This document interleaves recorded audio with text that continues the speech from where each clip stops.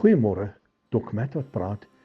Een van die mooiste psalms, 'n alombekende psalm, is Psalm 23. En soveel mense het al geresiteer rondom hierdie psalm, maar hy begin so mooi.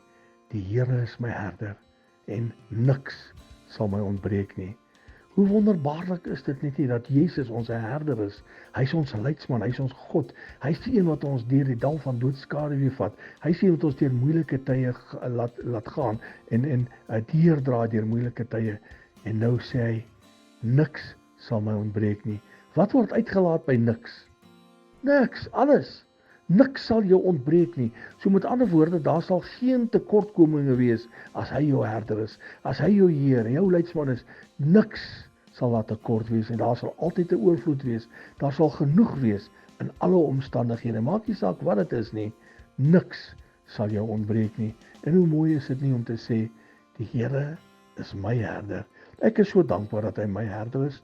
Ek is so dankbaar dat hy my God, my koning en my Heer is. So dankbaar dat ek hom ken in sy volle krag. Niks sal my ontbreek nie. 'n Liewensgroete.